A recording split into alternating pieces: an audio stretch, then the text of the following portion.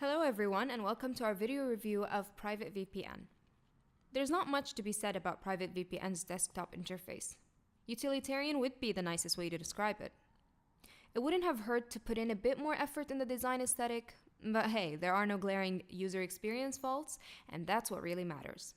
And although the mobile app uses an almost identical design, it looks markedly better. We'll show you that in a bit.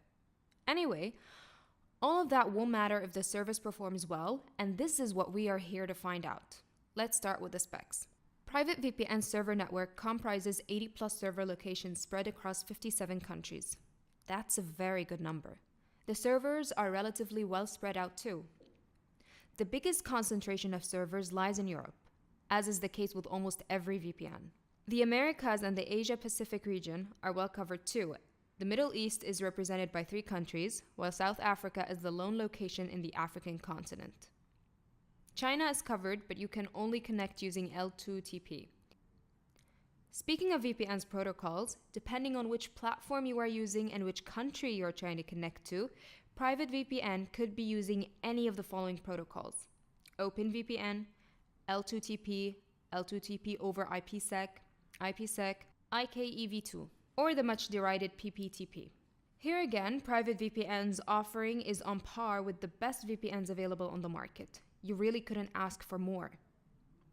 The service also allows for 6 connections at a time, meaning that you could use it simultaneously on 6 devices, each with a unique IP address.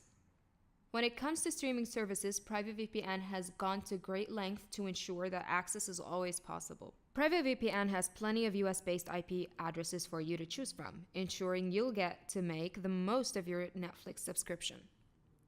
Similarly, the company boasts about specialized VPN locations in London and Manchester for accessing content with a UK-based IP address. The service dedicates servers specifically for the BBC iPlayer. PrivateVPN also runs servers dedicated to Kodi and allows for P2P sharing. PrivateVPN is based in Sweden. The company leverages that fact to reassure users of its safe and anonymous use, claiming that Swedish privacy laws mean that no traffic logs are kept to be seized by governments. We beg to differ. Sweden has a rich history when it comes to meddling with online privacy. The country passed a law that permitted the government to monitor internet traffic without a warrant in 2008. The law was updated a year later to include political oversight, but its implementation was declared a failure in 2010, citing technical difficulties as the reason. In 2012, the government passed a mandatory data retention law that forced ISPs to retain all data for 6 months. The law has been challenged twice by the European Court of Justice in 2014 and in 2016, which means that the law could be overturned. Finally, Swedish internet provider Bahnhof recently leaked a law proposal that seeks to double down on data retention. A legislative committee was formed and tasked with changing local laws to be in line with the European Union's court's directives while keeping retention possible. If it's any consolation, PrivateVPN claims that it keeps no logs whatsoever. The app is quite simple and very easy to use. You just choose your server location from the drop-down list and hit connect. You can also enable Stealth VPN in the tick box below. I have no idea what that does and couldn't find any information about it on the website, which makes me doubt its value. Naturally, I tried to contact the support team via the live chat widget on the website to figure out what Stealth VPN means.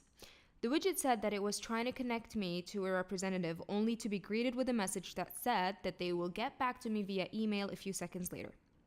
I hadn't even typed in my complaint. But after a few attempts, I was able to get a representative to talk to me. It turns out that Stealth VPN is a special proxy to hide your VPN traffic in order to help it bypass restrictive firewalls in countries like China, the UAE, and Egypt.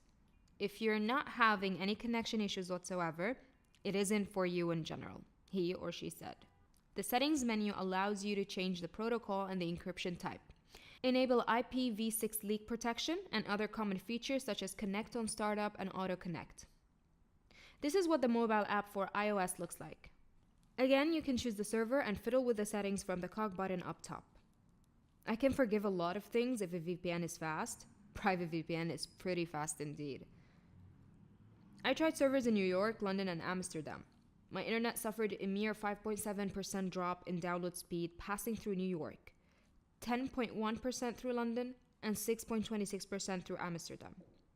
On the other hand, upload dropped 9.64%, 14.14%, and 23.15% respectively. Those are some of the best results I've seen. Finally, the price.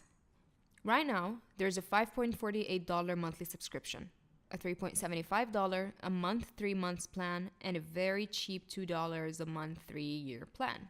You can't beat those prices.